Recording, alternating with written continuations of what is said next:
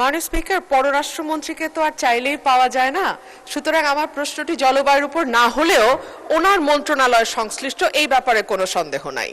মাননীয় স্পিকার, আপনার মাধ্যমে মাননীয় পররাষ্ট্রমন্ত্রীর কাছে আমি জানতে চাইছি, সৌদি আরবিয়া, টার্কি এবং পাকিস্তানকে মিলে যেই মক্কা প্যাক্ট 7ই অগস্ট 2026 সাইন হয়েছে ম্যালর্ড, মাননীয় মন্ত্রী কি বলবেন যে এখানে বাংলাদেশের সুবিধাটা কি হবে এই প্যাক্টে যুক্ত হলে, বা বাংলাদেশ এই প্যাক্ট থেকে কি পেতে যাচ্ছে?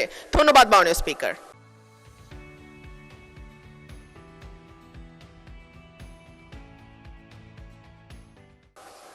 মাননীয় পররাষ্ট্রমন্ত্রী, এটি সম্পূরক প্রশ্ন নয়, তবু আপনি চাইলে উত্তর দিতে পারেন বা নোটিশ চাইতে পারেন। মাননীয় পররাষ্ট্রমন্ত্রী।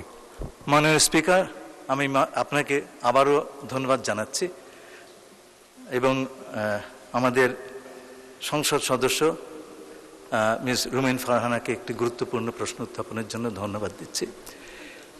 এই প্যাক্ট 3টি দেশের ভেতরে হয়েছে। আমরা এতে এই প্যাক্টটিকে ইতিবাচক হিসেবে দেখছি। এতে যোগদান করার বিষয়টি এখনো আসেনি, কারণ এটা নির্ভর করছে যারা এই প্যাক্টের সদস্য তাদের অভিপ্রায়ের ওপর। তারা যদি অভিপ্রায় প্রকাশ করেন বাংলাদেশকে এই প্যাক্টে নেবার জন্য, তাহলে পরে আমরা নিশ্চয়ই সেটা ইতিবাচকভাবে বিবেচনা করব। কিন্তু তার আগের ভালো মন্দ এটা এই বিষয়টি আলোচনা করাটা সম্ভবত সেই সময়টি এখনো আসেনি। আমরা নিশ্চয়ই এই সমস্ত বিষয় বিবেচনায় রাখব।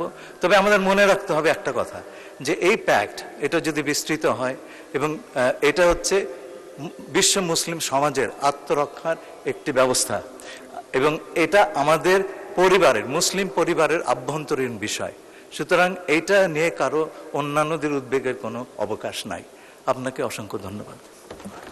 ধন্যবাদ মাননীয় মন্ত্রী।